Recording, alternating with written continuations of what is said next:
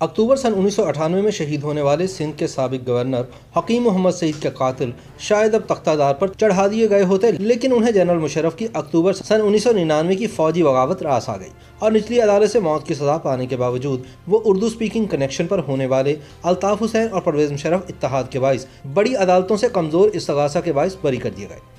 9 जनवरी सन 1920 को दिल्ली शहर में तिब्बे मशरिक से मुंसलिक अतिबा के नामवर घराने में हकीम हाफिज अब्दुल मजीद के घर पैदा होने वाले साबिक गवर्नर सिंध, तबीब और अदविया साजी के इदारे हमदर्द फाउंडेशन पाकिस्तान के बानी हकीम मोहम्मद सईद को 17 अक्टूबर सन 1998 को कराची में शहीद कर दिया गया था। इस हमले में उनके एक नायब हकीम अब्दुल कादिर और एक मुलाजिम वली मोहम्मद भी शहीद हुए।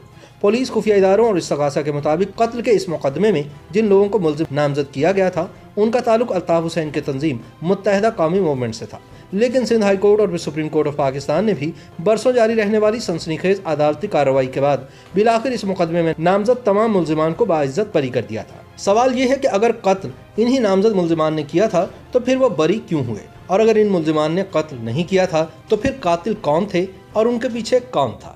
ऐसे बहुत से सवालात हैं जिनका जवाब आज बरसों बाद भी लोग तलाश कर रहे हैं। अदालती रिकॉर्ड और कराची के थाना आरामबाग में दर्ज FIR के मुताबिक 78 साल हकीम सईद को 17 अक्टूबर सन 1998 को उनके 2 मुलाजमों समेत कराची के जनूबी इलाके आरामबाग में उन्हीं के हमदर्द मतब के बाहर होने वाले हमले में शहीद किया गया। हकीम मोहम्मद सईद मामूल के मुताबिक नमाज फजर के बाद जूं ही मतब पर पहुंचे उसी वक्त अचानक 4 गाड़ियां MA जिना रोड की जानिब से आरामबाग रोड में दाखिल हुई।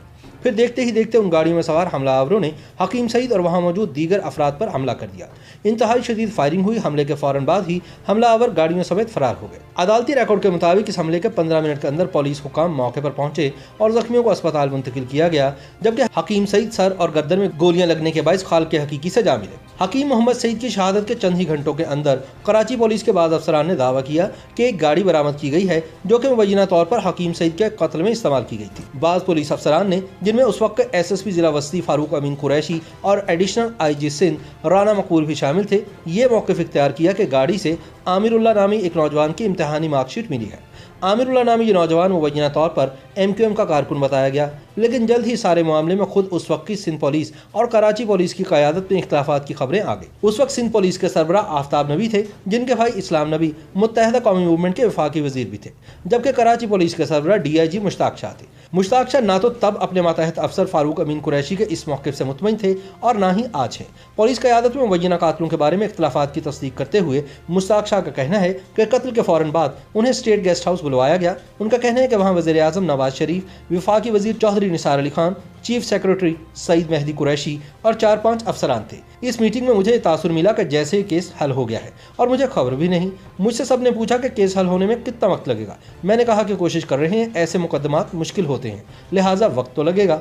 मुझसे पूछा गया कि कितना वक्त चाहिए, तो मैंने कहा कि टाइम फ्रेम बता नहीं सकता, जिस पर मुझे कहा गया कि हम आपको 24 घंटे देते हैं। मैंने कहा सर कोशिश करते हैं। साबिक DIG मुश्ताक शाह कहते हैं कि चंद घंटों बाद TV पर खबर आ गई कि मुलजिम पकड़े गए हैं। शायद उन्होंने सोचा होगा कि कहीं 24 घंटों में कुछ और ना हो जाए। तज्ज़ियाकारों के मुताबिक वज़ीर आज़म नवाज शरीफ ने उन पुलिस अफसरान से इत्तफाक किया जिनका ख्याल था कि हकीम सईद के उस कत्ल में MQM मुलव्विस थी। नवाज शरीफ ने हकीम सईद के कत्ल का इल्ज़ाम MQM पर धर दिया और मुतालबा किया कि MQM नामजद मतलूब मुल्जिमान को हुकूमत के हवाले करे। नवाज शरीफ की जानिब से कत्ल के इल्ज़ाम पर जवाबन MQM के सरबराह अल्ताफ हुसैन ने इल्ज़ाम लगाया कि पाकिस्तानी इदारे और नवाज शरीफ की हुकूमत MQM की मकबूलियत से खाइफ है और दहशतगर्दी के झूठे इल्ज़ामात में मुलव्विस करके इनका रास्ता रोकना चाहते हैं। अल्ताफ हुसैन और इनकी जमात ने इस मौक़िफ़ का इजहार करते हुए सिंध में कायम लियाकत जतोई की हुकूमत से एहतजाजन अलहदगी इख्तियार कर ली और अक्सरियत खो देने वाली सिंध हुकूमत बिलाखिर तहलील कर दी गई और सूबे में गवर्नर राज नाफिज कर दिया गया।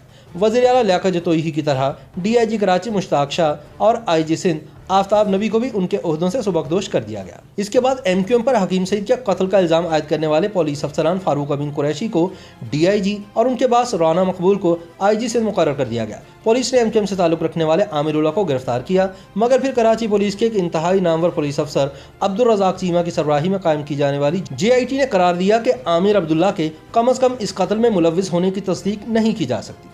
नए IG और DIG की क़यादत में पुलिस ने MQM से ताल्लुक़ रखने वाले नामजद मुल्जिमान के खिलाफ छापों और गिरफ्तारियों पर मुश्तमिल क्रैकडाउन शुरू किया। हकीम सईद के मुकदमा कत्ल में पहले खुसूसी फौजी अदालत में कार्रवाई शुरू हुई और फिर सुप्रीम कोर्ट के हुक्म पर जब ये फौजी अदालतें खत्म हुई तो मुकदमा इंसदाद दहशतगर्दी की खुसूसी अदालत को मुंतकिल कर दिया गया, जिसने मुलजिमान को मुजरिम करार देकर मौत की सजा सुना दी। मगर कई बरस बाद सिंध हाई कोर्ट और सुप्रीम कोर्ट ऑफ पाकिस्तान दोनों ने ही ATC का फैसला कलअदम करार देते हुए तमाम मुलजिमान को बाइज्जत बरी कर दिया। साबिक IG सिंध राना मकबूल के मुताबिक मुशर्रफ दौर में MQM को सहूलत मिली। इस्तगासा ने मिली भगत के जरिए अदालत में केस की वैसी पैरवी नहीं की कि जैसी होनी चाहिए थी। तजियाकारों के मुताबिक MQM को भी नवाज शरीफ हुकूमत में हकीम सईद के कत्ल के बाद क्रैकडाउन का सामना था और रियासत की जानिब से मुखालफाना और मुआंदाना रवैये और इस पकड़ धकड़ से निजात की सहूलत खुद MQM को भी चाहिए थी, जो मुशर्रफ हुकूमत का हिस्सा बनकर ही मिल सकती थी। चुनांचे सिंध हाई कोर्ट ने 31 मई सन 2001 को हकीम सईद के कत्ल में मुलव्विस मुलजिमान की सजा कलअदम करार देते हुए इन्हें रिहा करने का हुक्म दे दिया। सरकार की जानिब से सिंध हाई कोर्ट का फैसला सुप्रीम कोर्ट ऑफ पाकिस्तान में चैलेंज हुआ और आखिरकार जस्टिस आसिफ सईद खोसा, जस्टिस सरमद जलाल उस्मानी और जस्टिस मुशीर आलम पर मुश्तमिल सुप्रीम कोर्ट के 3 रुकनी बेंच ने 26 अप्रैल सन 2014 को मुलजिमान की बरियत के फैसले को बरकरार रखा। यूं हकीम सईद तो मदीनातुल हिकमत में दफन कर दिए गए, मगर उनके कातिल आज भी आज़ाद हैं। YouTube पर गूगली न्यूज देखने के लिए youtube.com की सर्च बार में गूगली न्यूज TV टाइप करें। गूगली न्यूज के पेज पर सुर्ख रंग के सब्सक्रिप्शन वाले बटन पर क्लिक करना ना भूलिए। YouTube पेज पर अपलोड होने वाली वीडियोस से बाखबर रहने के लिए बेल आइकन पर क्लिक कीजिए। आपको हर नई वीडियो के बारे में नोटिफिकेशन मौसूल हो जाएगा।